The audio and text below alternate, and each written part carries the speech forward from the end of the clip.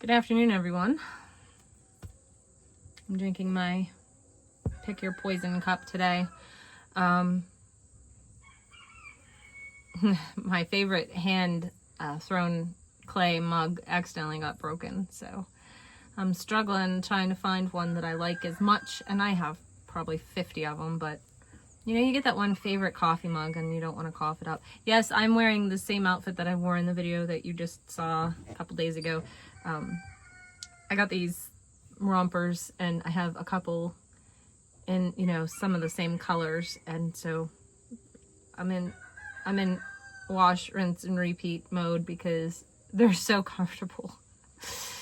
And today I just really wanted to be comfortable. I think for all of us it's been a rough 24 plus hours, even longer than that, but especially the past 24 hours.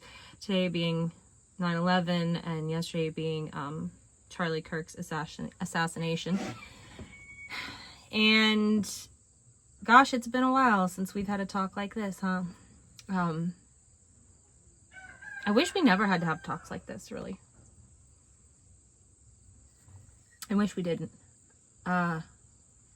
And I'm at a complete loss for words. I gotta open this door, it's a little warm. But I was on the porch and I thought that there was too much of a glare up there. What do you want? Oh, I thought you needed something. Kids. Coming out to see what I'm talking to you guys about. I told them I was going to make a video and they're like, Mom? So I told them, I said, you know, Mom doesn't like to talk politics anymore. And they always ask why. And a lot of you ask why. And yesterday it was why. Not that I have near the platform. Not that I will ever have near the platform. But man, there's some unhinged people out there. And when some of those unhinged people, as tiny of a platform as I have, were trying to target myself, my family, my business last year after the Trump rally, to say I'm not scared. I'm never scared. I'm always more of a bring it on type of person. But when you have family involved, that makes you a lot more pensive about your actions. And so I just decided, you know, it's best not to talk about these types of things. Keep my opinion to myself. Let's just show my farm, my animals, like. But I'll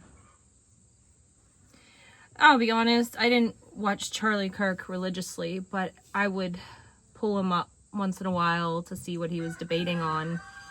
One thing that always grabbed me about Charlie was that he was so respectful. Now, some people on the other side will say that's not respect, but it was respectful because he could have a deliberate conversation, a provocative conversation, and not say anything demeaning, not be rude, not yell. And he invoked thought. And I believe that's the problem. Now, we're going to sit here and blame the left. Now, I must say this. I believe there's a lot of mentally unstable people that have been brainwashed by the media over the years and years of brain rot that they have spewed. Freedom of press, but I do believe freedom of press should be eliminated when the freedom of press is detrimental to people's lives and well-being. That's a fine line to walk on, isn't it? But I think it's more. First of all, whomever they caught, didn't catch, caught, released, those are pawns. I believe the real assassin is a very skilled marksman, probably paid a nice price for. They'll probably never catch him. Or if they know who it is, they're probably never going to do anything about it. It's just my personal opinion. I think he was bought and paid for from somebody extremely rich. And I think a lot of it is to drive that wedge even deeper. They want us to hate each other, and it's working, isn't it? Who's they?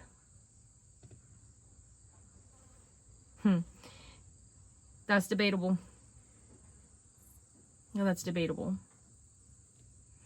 But they, whoever that is, does not encourage thought. They want us all to be mindless zombies that follow in line right behind them, like a flock of petulant sheep that will just do as they're told and do their bidding. And anytime independent thought is invoked, they want to shut it down, because thought is dangerous. Having a brain is dangerous, to their narrative anyways. But I feel like a lot more people need to use their brain, and I know there's people on the far right too that are just as bad as the people on the left. And I know there's people that are just waiting with bated breath for a civil war to break out. I'm going to tell you that I'm not one of those people. I don't want to see a civil war. However, if it comes, I'm ready for it.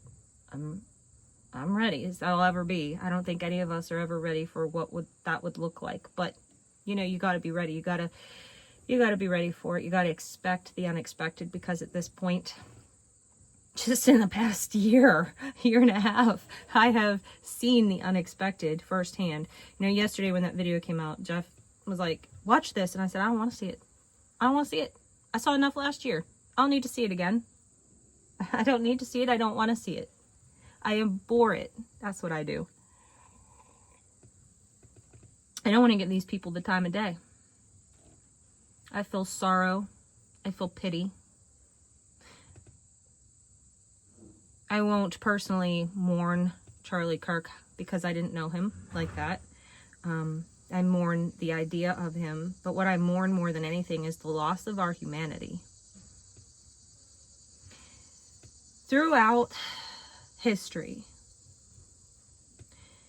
we have had groups of uncivilized people. Oops. And whether it's planted, whether it's manufactured, whether it was gossip that was ignited and inflamed to start a movement, whether it was, oh gosh, go back, clan wars in Scotland, or the Vikings raiding, or, you know, the Protestants versus the Catholics, or the average person versus the witches, or whatever, throughout history, we've been uncivilized. And we're still uncivilized. We may think that we have come so far, but we haven't. The same basic caveman prehistoric instincts that we had to hate one another for the stupidest things is still present to this day. And the people that are intelligent enough to identify that are usually the ones that are persecuted for it. Now, I don't claim to have all the answers. And honestly, at this point, I don't try to engage with anybody that seems belligerent, because number one, I don't want that in my life. I don't need that in my life. I'm quite happy here on my little speck of land in the middle of nowhere, feeding my animals and building a future for my family and my kids, building sustenance and sustainability. That makes me happy.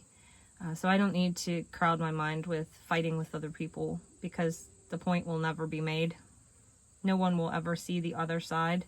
Not at the rate we're going at now. I feel like we're spiraling out of control and deeper down the rabbit hole.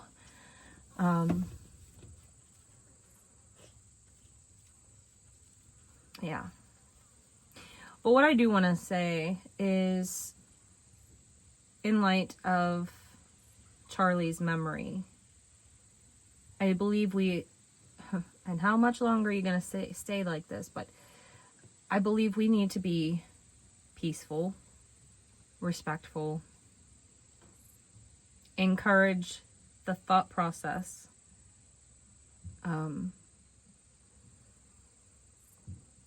Test people's opinions and have the grace to be wrong yourself.